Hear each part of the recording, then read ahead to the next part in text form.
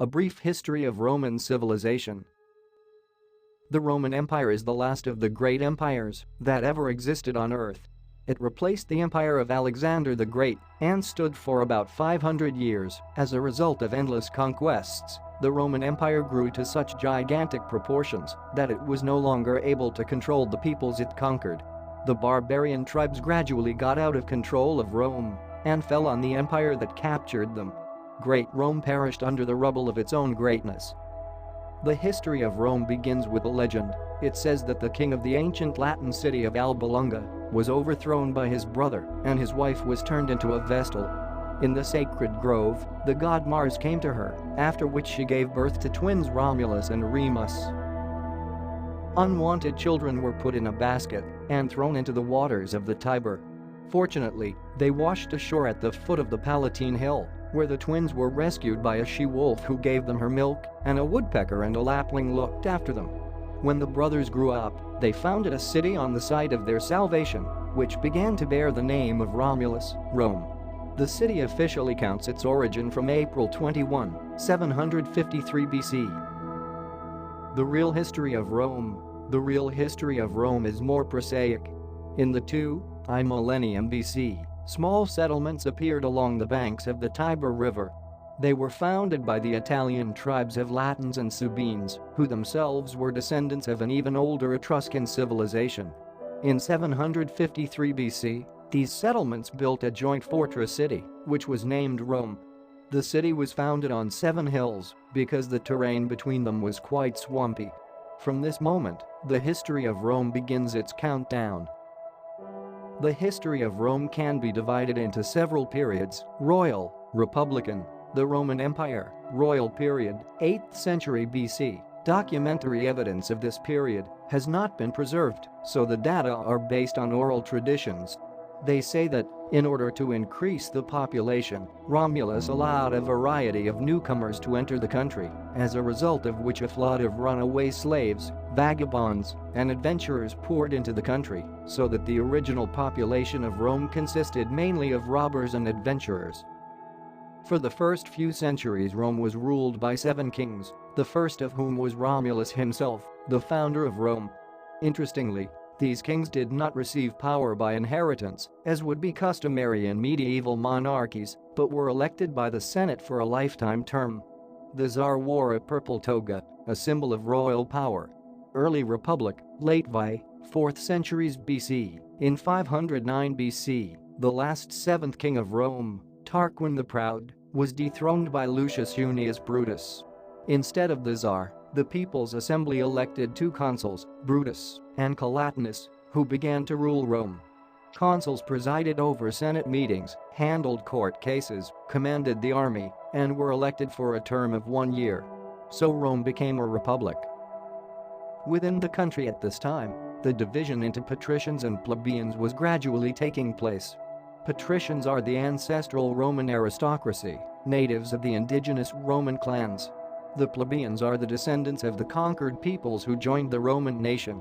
Plebeians were deprived of the right to bear arms, their marriages were considered illegal, their rights were restricted and trampled on in every way to emphasize that they were not true Romans. This led to the fact that in 494 BC there was a mass revolt of the plebeians, during which they went to the sacred mountain in protest, refusing to serve in the army. In the end, the patricians had to make concessions, and as a result, people's tribunes, elected from the plebeians, appeared. Middle Republic, 3, mid-2nd centuries BC. As the empire expanded due to the seizure of new territories, the influx of tribute from the conquered peoples increased. Thanks to this, generals and governors became the richest people in Rome, turning into prominent political figures, senators. With each new victory of Rome, the influx of new slaves into the empire increased. The slave trade becomes the most profitable occupation and brings huge profits. The largest market was Rome itself, which needed more and more free workers. Most of the slaves ended up on the farms of the rich Romans and had to cultivate and fertilize their fields, as well as work in mines and quarries. Those who were lucky enough to get into the senator's house as domestic servants found themselves in the best conditions. The uprising of Spartacus. Humiliating living conditions, hard work and constant insults from the owners led to the fact that in 73 BC a slave uprising broke out under the leadership of the gladiator Spartacus. The runaway slaves made up a fairly large detachment, the number of which reached 120,000 people, and Spartacus formed a real army of former slaves. The rebellious slaves intended to cross to Sicily, but the pirates they hired betrayed them and did not come for them. Meanwhile, Rome equipped its army under the command of Marcus Crassus for the rebellious slaves. His troops surrounded Spartacus' detachment, and after a bloody battle, the slaves were defeated, and Spartacus himself was killed. 6,000 slaves were captured and crucified on crosses along the infamous Appian Way leading to Rome. Late Republic, 146–27 BC, Rome's commercial and political rival, North African Carthage, was defeated in the Third Punic War, 149–146 BC, after which Rome became the master in the western Mediterranean region. In the 2nd century BC, the brothers tribunes of the Gracchi decide to implement a land reform in order to limit the number of land plots of the Roman nobility and distribute the surplus land to the landless population. The reform was adopted, but as a result of the conspiracy, both brothers were killed. The first triumvirate, in 59 BC, Gaius Julius Caesar was elected to the post of consul. Together with two of Rome's most famous generals, Cnaeus Pompey and Marcus Crassus, Caesar formed a political alliance, which was called the Triumvirate. This triple alliance of the most prominent politicians of Rome was created in order to suppress the resistance of the Senate and pass the necessary laws for the Union. In 53 BC, Marcus Crassus leads a war against the Parthians, which ends with a catastrophic defeat of his army, and Crassus himself dies. At this time in Rome, Caesar's daughter Julia, who was married to Pompey, dies after giving birth to her daughter, who also dies a few days later. Thus, the family ties between Caesar and Pompey collapse, and a real struggle for power begins between them, which results in a civil war. The armies of Caesar and Pompey converge in 48 BC on the territory of Greece, where Caesar's troops defeat Pompey's legionaries, after which Pompey tried to take refuge in Egypt, but was treacherously killed. From the Roman Republic to the Roman Empire, after defeating Pompey, Caesar becomes the most famous man in Rome. The Senate declares him dictator, which was considered not an insult, but on the contrary, the highest title of power. Caesar carried out several global reforms to strengthen the prestige of Rome, the most important event of which is the change of the calendar. Under his leadership, the police was formed and a new land reform was planned. Caesar's plans included the construction of a grandiose temple in honor of the god Mars, the construction of a giant theater, and the creation of an Alexandrian-style library. On his instructions, the restoration of Carthage and Corinth was begun, and the construction of a canal across the Isthmus of Corinth was also planned. He intended to defeat the Parthians and Dacians in order to take revenge for the defeat at Carrhae and the death of Crassus. However, his own success prevented all these plans from coming true.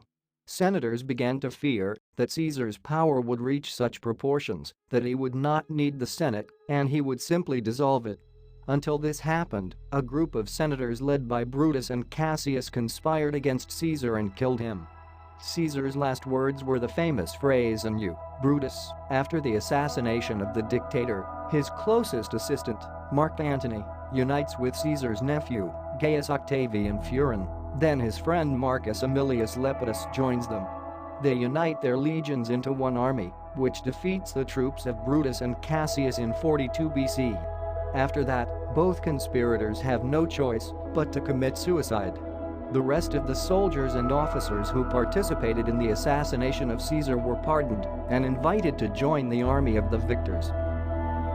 The second triumvirate, the union of Octavius, Antony, and Lepidus, is called the Second Triumvirate. Lepidus assumes command of Spain and Africa, which automatically excludes him from the list of contenders for the Roman throne. Octavius enters into the administration of the Western Roman colonies, and Antony, the Eastern ones. But the Egyptian queen Cleopatra VII intervened in the plans, charming Antony. Their united army enters the struggle for Rome, but it is defeated by Octavius' legions in 31 BC at Cape Actium, after which the couple commits suicide. Octavius becomes the only contender for the throne. In 27 BC, the Senate grants him unlimited powers and proclaims him Octavian Augustus. He ascends the throne of Rome with the title of the first emperor. The Roman Empire. First of all, Emperor Octavian Augustus begins to carry out military reform. He leaves only the 28 legions that helped him come to power. The remaining 60 legions are demobilized and retired. Thus, Octavian created a 150,000th army. The term of service in the army was originally 16 years, then it was extended to 20 years. The legions were prudently located far from each other so that their commanders would not have the opportunity to unite and plot against the throne. All Roman provinces were divided into senatorial and imperial. The Senate gradually lost its political role and formally supported all the decisions of the emperor. Such a symbiosis of the monarchy with elements of the republic was called the Principate. Oddly enough, Augustus was a very talented emperor. He carried out a huge work on the reorganization of his entire gigantic empire, thanks to which Rome rose to a new stage of its development and prosperity. Continuing the work of Caesar, Augustus gained universal popularity among the people by improving and ennobling the country. Culture of ancient Rome. The Romans' love of entertainment is reflected in the proverb bread and circuses.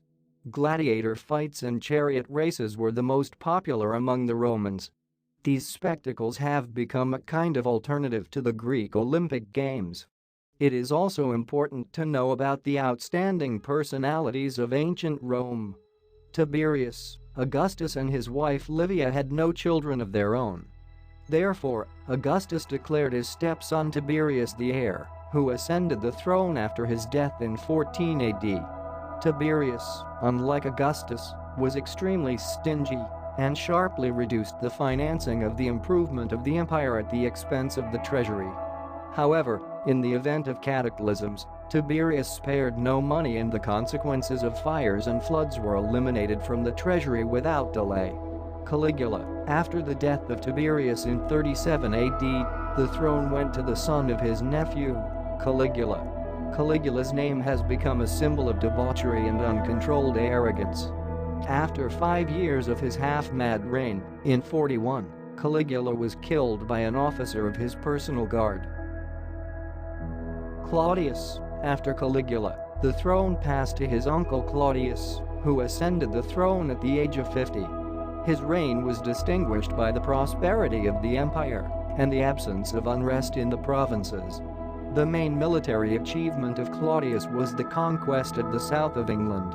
Nero, Claudius' heir, was his stepson Nero, who was distinguished by pathological aggression and lust. In 64, the inadequate emperor burned half of Rome to enjoy the spectacle of the burning city and to compose a song under his impression, because he imagined himself a talented singer. After Nero, the commander Vespasian came to power. From Vespasian, the throne passed to his son Titus, which was the first time that his son became the heir of the emperor. Titus did not rule for long, and the throne passed to his younger brother Domitian, who was killed in a conspiracy. After Domitian's death, the Senate elected Nerva emperor, who lasted only 2 years on the throne. After him, the outstanding commander Ulpius Trajan took the throne, who pushed the boundaries of the Roman Empire as far as possible, trying to push the barbarian nomadic tribes as far away from Rome as possible. Thanks to the next 3 emperors, Hadrian, Anthony Pius and Marcus Aurelius, the 2nd century became the golden age of the Roman Empire. However, the next emperor, Commodus, the son and heir of Marcus Aurelius, turned out to be vicious and vain. In 192, he was strangled as a result of a conspiracy, and the empire again fell into the abyss of civil strife. The dynasty of the North. In 193, the Severov family ascended the throne. Starting in 235, the empire enters a period of crisis of power. There are 29 contenders for the imperial throne, and only one of them died of natural causes. And only with the coming to power of Diocletian in 284, the empire found peace and balance. Under Diocletian, the Principate, the joint existence of the monarchy and the republic, was replaced by the dominant, unlimited imperial power. To save the empire from civil strife and protect the throne from a pernicious struggle for power, Diocletian introduces a tetrarchy, the division of the empire into 4 parts, each of which was to be ruled by its own tetrarch. However, the idea did not justify itself. After Diocletian retired, the young tetrarchs again fought among themselves in an attempt to seize all 4 tetrarchies. In the struggle for power, Constantine emerged victorious, one of the tetrarchs. The rest either died in battle or were killed as a result of a conspiracy. Constantine I and the end of the empire. In 324, Constantine became the sole ruler of the entire great empire. He is famous for the fact that under him Christianity turns from a persecuted faith into a state religion. Rome, from the capital of a gigantic empire, became at first just the center of one of the 4 tetrarchies, and then completely lost its great status since Constantine moved the capital from Rome to the small town of Byzantium, later renamed Constantinople in honor of Constantine. At the same time, the territory of Rome by that time had already increased so much in size as a result of endless conquests that it became very difficult to manage it. There is a split of the empire into Western and Eastern, which later became known as Byzantium, with Constantinople as its capital. The barbarian invasion gradually undermined the political and economic system of the once invincible state. The last formal ruler of the still formally whole Roman Empire was Theodosius I, but he stayed with them for only 1 year. In 395, power passed to his sons. In 480, the last emperor of the Western Roman Empire, Julius Nepos, died. The Western Roman Empire again disintegrated into separate independent states, which the once powerful Rome turned into its colonies. This was the end of the Great Roman Empire, which ruled the world for about 1500 years.